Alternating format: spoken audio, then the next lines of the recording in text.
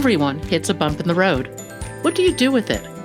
Be inspired as we explore the ways people experience, navigate, and manage the ups and downs and twists and turns in this road trip called life. Welcome to another episode of Bump in the Road. The basic podcast is always free. We also have a premium subscription called Bump 2 that lets you listen in on extended behind-the-scenes conversations with our guests. Check it out at www.bumpintheroad.us. Nick Adkins used to be a corporate type. Great suits, nice ties, but the combination of his father's death, followed by a trip to Burning Man in 2010, changed his life view. After Burning Man, he went home, sold his company, and moved to Portland, Oregon, where a friend of his sold kilts. Gone were the suits, the kilts were in. And kilts require great socks, PinkSocks to be exact. Nick is the co-founder of PinkSocks.life, a radical plan to spread kindness, love, and connection. It's become something of an organic global phenomenon. This is a story of Nick Adkins, the Pink Socks movement, and how, one person at a time, Nick is changing people's lives. Nick, welcome to Bump in the Road. If you would, Pink Socks is such a story of transformation on a personal and global level. Would you tell our listeners a little bit about Pink Socks and how it came to be? Yes, Pat, thank you for having me on today and letting me share the Pink Socks story. I'm very grateful for that. Pink Socks is really a movement, a phenomenon that had no design or no plan to become that. It's simply born out of this ethos of gifting. And how it really started is, once upon a time, I was a co-founder of a health tech startup in Portland, Oregon, and our co-founder and CTO, Andrew Richards, and I went to a conference, a healthcare conference in Chicago in 2015. And we thought it would be fun to load up our little backpacks with these pink socks with black mustaches on them and go give those away at the conference. And that's what we did. And so every time someone would come up and say, "Hey, what's the story with those socks?" It was an opportunity for us to connect with someone and say, "Hey, I'm Nick, I'm Andrew. What's your name? What's your story?" And it's really didn't think anything beyond that. We traveled around to different conferences for a year during 2015 to 2016. It was time to go back to the original conference that we went to in 15. And I told Andrew, and by now lots of people that had pink socks. I said, "Okay, it was fun. We did it for a year, but it's kind of like Elvis. There was young Elvis and fat old Elvis. We wanted the pink socks to die as young Elvis and just be done with it." And so we kind of decided, hey, we had fun with it for a year. It was great. We met a lot of people, a lot of new friends, but let's just stop. And about that time, someone reached out to me on Twitter and said, "Hey, did you send some pink socks to somebody in the Netherlands?" And I was like, "No, why?" I said, "Well, there's a guy over there has sourced pink socks and is gifting pink socks in the Netherlands to help drive awareness for the work that he's doing with Alzheimer's and dementia care." I was like, "What?" And about the time I said, "What?" someone sent me another message and said, "Did you send pink socks to somebody in Wales?" I was like, "No, why?" And I said, "Well, there's a guy in Wales who's sourcing pink socks and gifting them to help drive awareness for the work that he's doing with ataxia, which is a rare disease." It's at that moment we realized that pink socks had gone organic, that it was, in fact, a global thing that people were using to help celebrate the good work that they each were doing.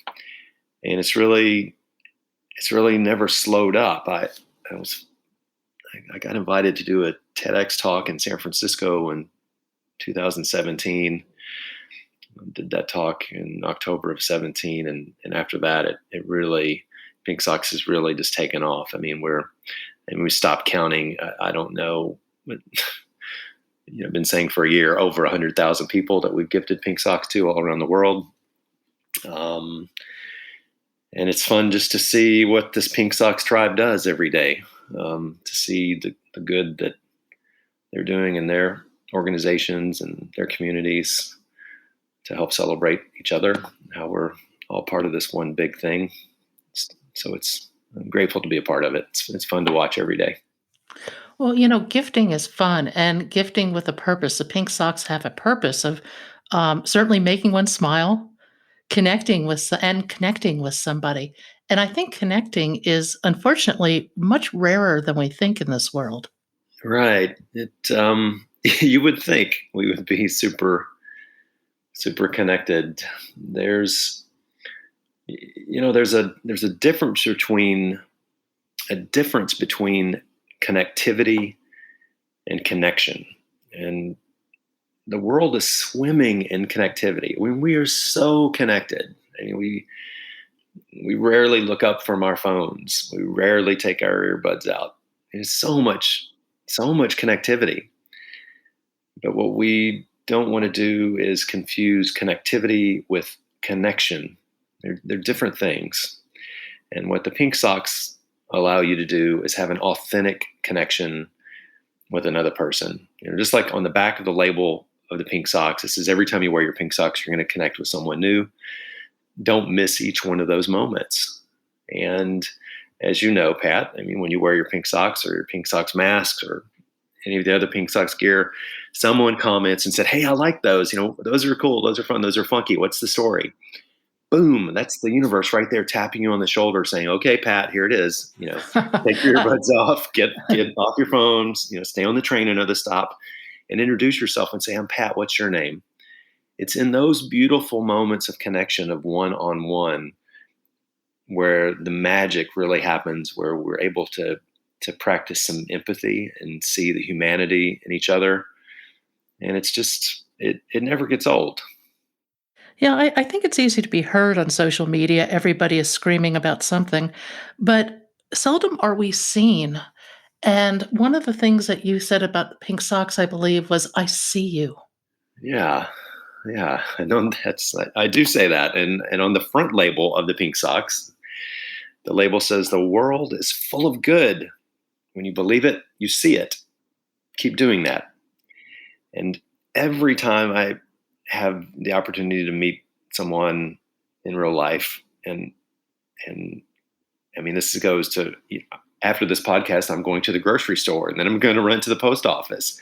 And I'm excited about those because I know those are opportunities for me to see someone, for us to see each other that we weren't going to see each other today had I not got out. And had I not been wearing these pink socks is really the impetus for someone to say, "Hey, I like your mask. I like those socks. What's boom." And so it's my opportunity. It's the universe telling me to stop and say, "Okay, great. I'm Nick. What's your name?" And I always say to someone, always say when those moments of connection happen, I'll say, "What's your name?" And you'll say, "My name's Pat." And I always say, "Pat, it's good to see you." I never say it's good to meet you. It's good to see you. There's different energy around those phrases. It's nice to meet you. It's nice to see you, right? It's really good to see you.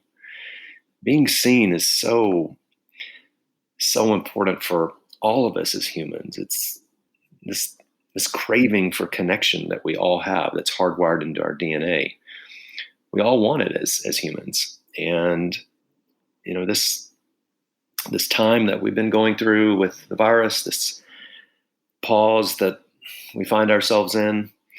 I mean, so many of us have been sequestered and quarantined, and before this is over, we may be going back to being quarantined.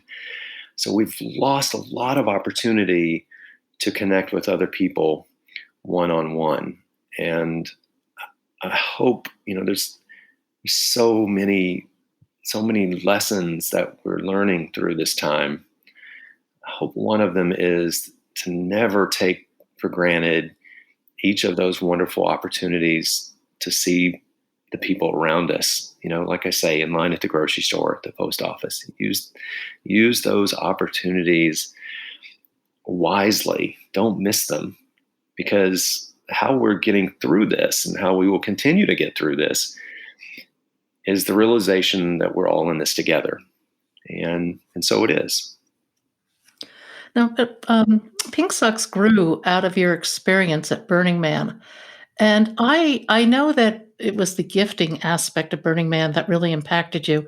But I would argue that Pink Socks actually embodies all 10 Burning Man principles.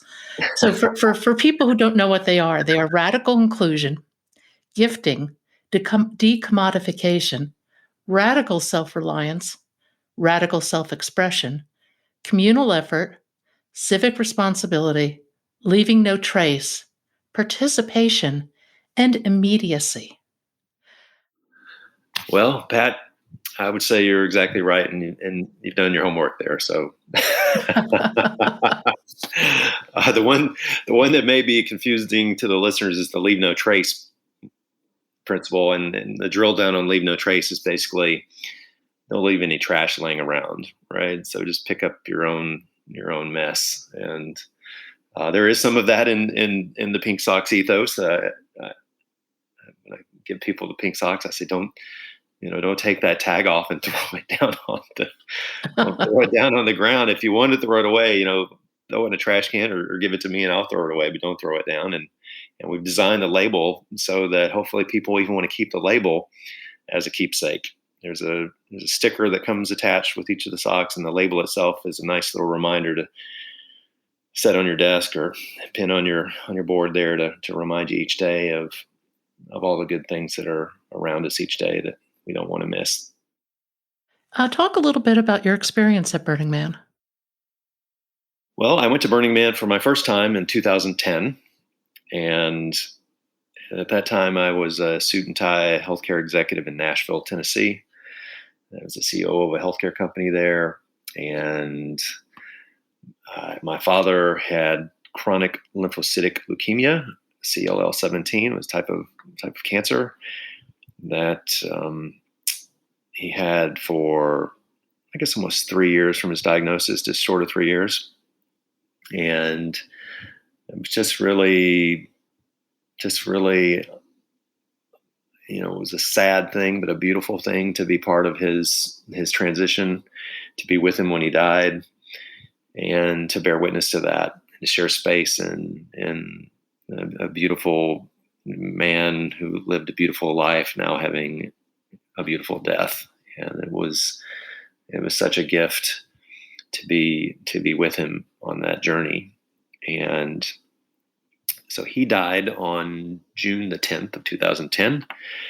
Burning Man always occurs the same time each year. It's the week before Labor Day. So we had Labor Day coming up, and I'd already bought tickets to Burning Man that year, and with the I prefaced the decision with, well, depending on where my dad is, I may be able to go or I may not be able to go. And so when my dad died in June, it gave me the permission and the self space to go to the desert that year in late August.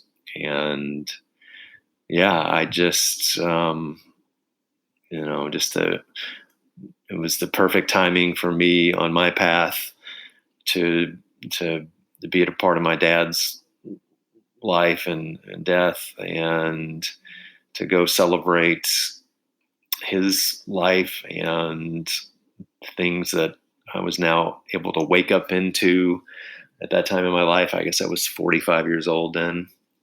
And, what I found in the desert, I went with no expectations. I will tell you, I did all the homework that you can imagine. Once upon a time I was a type A. I don't think I am anymore, but I certainly was a type A personality. When I went to the desert, I had COO'd this trip well in advance and had everything in a spreadsheet and was as prepared as one could be to have the experience. And I tell you, the night before I left Nashville to head west to go to Burning Man, it was up late before I went to bed, and I saw a video go by that was talking about Burning Man, and so I'll just watch this one last video to make sure I'm ready. And the guy's name is John Stinn, at Halcyon is his social media handle, and he said, you've all been studying, you're so ready, you've got the 10 principles. In fact, some of you have probably got things into a spreadsheet I was like, yeah, me. And he goes, now what you have to do is just come to the desert and let go of all of that, let go of all of the expectations. Just show up. Just be open, willing, and present to have the experience. And so that's what I did. I when I hit the desert for crossed the line and went in, I just said, okay, I'm open, willing, and present to have the experience, and put myself in a space for all week where I'm going to say yes, and I'm going to let go of a lot of conditioning of fear and constructs of judgment, and just see how beautiful it can feel to allow yourself to float without those constructs and confinements. And it was a wonderful thing. And I've been back through the years now, and each time I've gone, it's just such a wonderful experience. And somewhere along the way, I guess, just a few years in, I made the decision. I said, well, you know what? I think I can live Burning Man year round. It's not just, I don't think it's just going to be a 1 week experience for my year. I think I can do all 52 weeks where I live those 10 principles that you listed. Is it possible to live those 10 principles every day? And the answer is yes.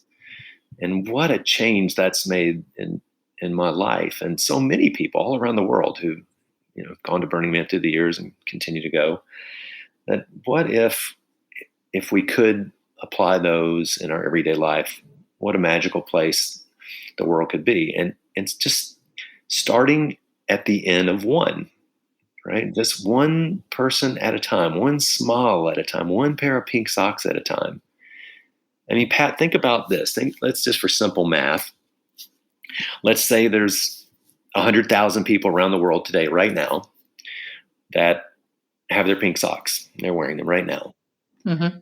If each of us can create one of those connections at the grocery store, the post office, on the train, on the bus, somewhere, there's one where we connect. If we can do one of those each today, that's 100,000. What if we do 2 each, 5 each, 10 each, 20 each, 50 each? Oh my goodness, the ripple effect, the exponential ripple effect of good and kindness that throws around the world every day. Wow. Let's keep doing that. Yeah. One of the things I love in your blog is different people talk about what the socks mean to them. And while they're a phenomenon of kindness and connection, they have really deeply personal meanings to people. Yeah.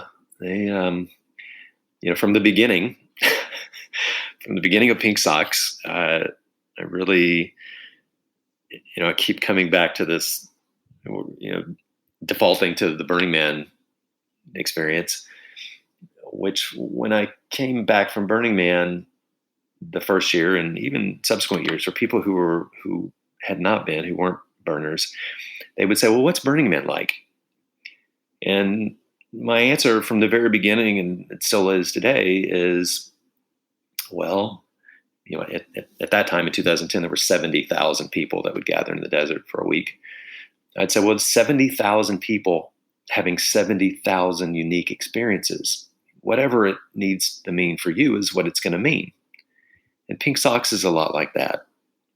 What does it mean to you? I mean, people ask me, what does it mean to me?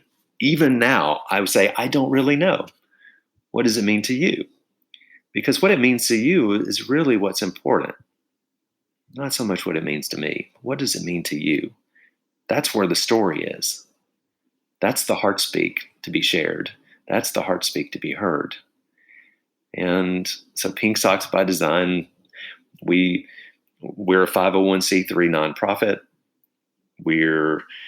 Our mission is a paradox. It's not one mission.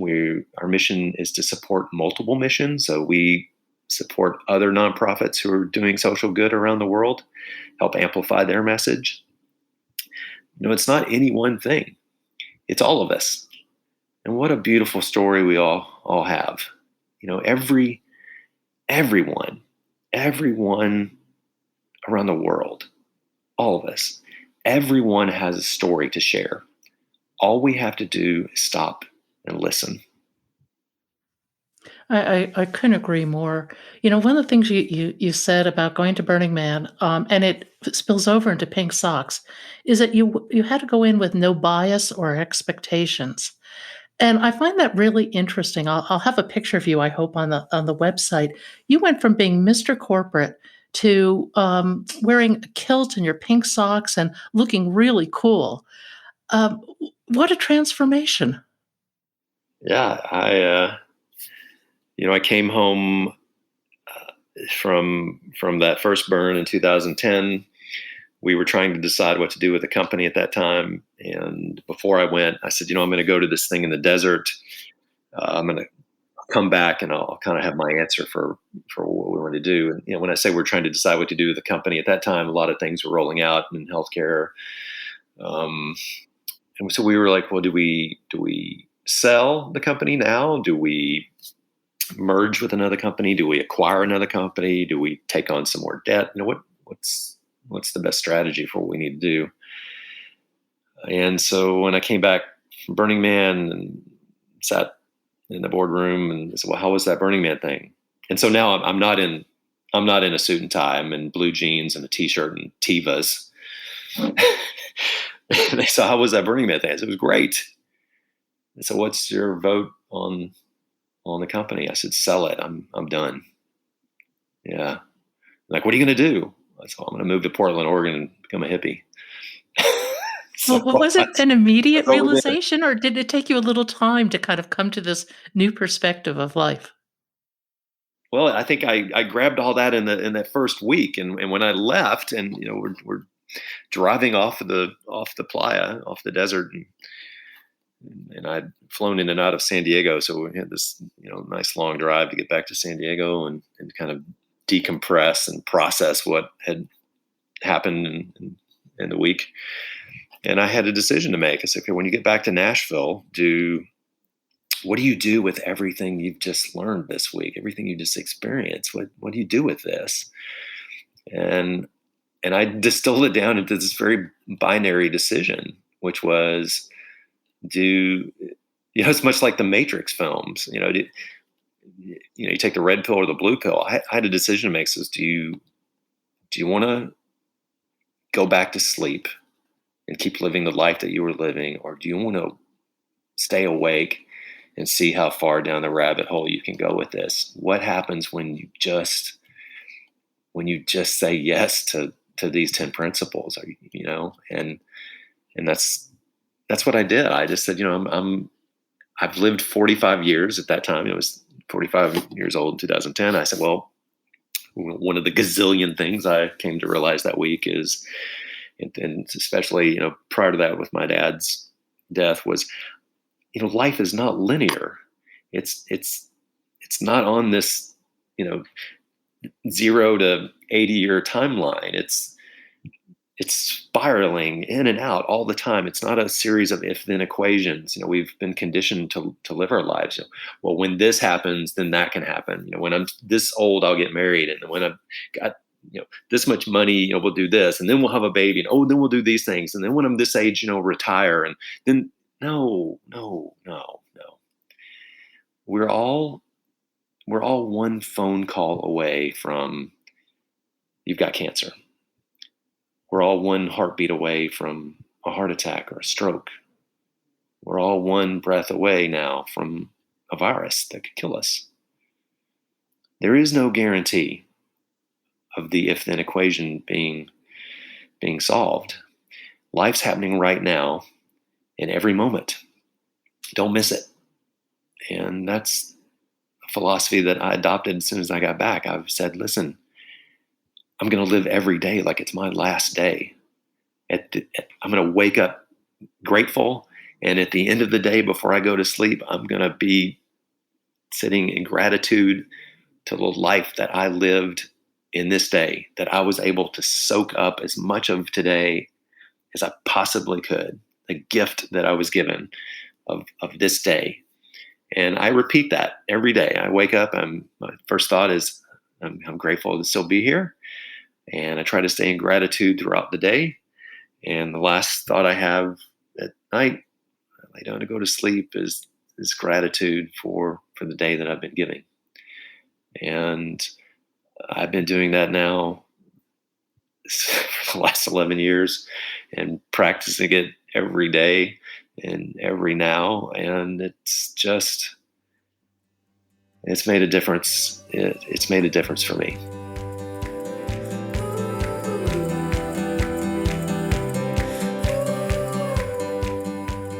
Thank you for joining us today. I hope you found something in today's podcast that inspires you along your own life's path, because sometimes a bump in the road is actually a portal into a more conscious and meaningful life. You can subscribe to our free podcast at www.bumpintheroad.us or become a premium member to hear the full conversation. Just go to www.bumpintheroad.us for more information and to sign up.